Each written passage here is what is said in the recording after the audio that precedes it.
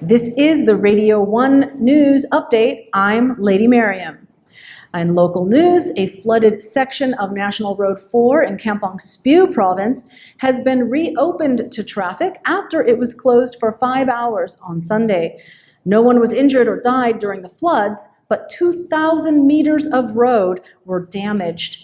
All heavy vehicles are being rerouted on National Road 3. China has agreed to provide financial aid of $180 million to Cambodia in deals made during the two-day state visit of Chinese President Xi Jinping.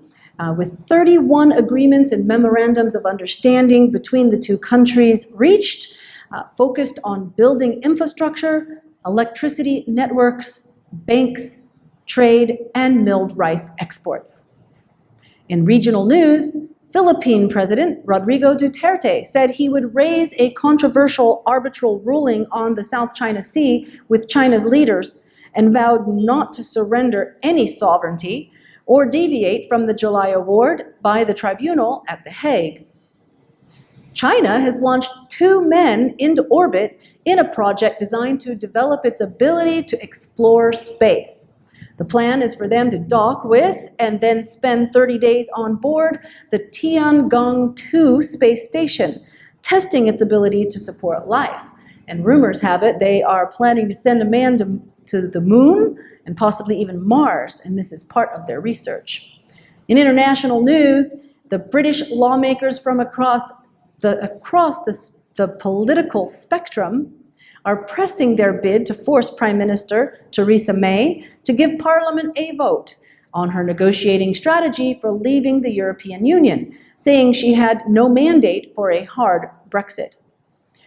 The United States and Britain called for an immediate and unconditional ceasefire in Yemen to end violence between the Iran-backed Houthis and the government, which is supported by Gulf states. A Saudi-led campaign in Yemen has come under heavy criticism since an airstrike on a funeral gathering in the Yemeni capital, Sana'a, that killed 140 people.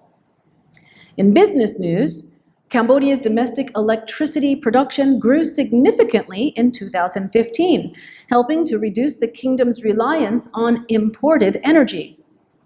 The kingdom's energy generation increased by 46.79% in 2015 compared to the previous year, with local energy production accounting for nearly 75% of the country's total supply. Pallas Brilliant's $23.2 billion,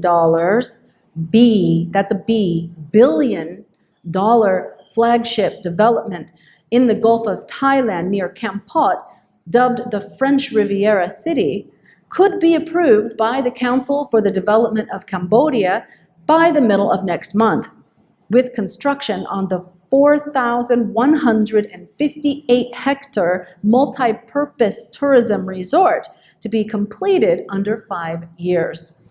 Ben Barrett, the general manager, insisted that the company was not engaged in any activities that would raise a conflict of interest and that it was operating as transparent as possible in order to secure project approval from the Cambodian government officials.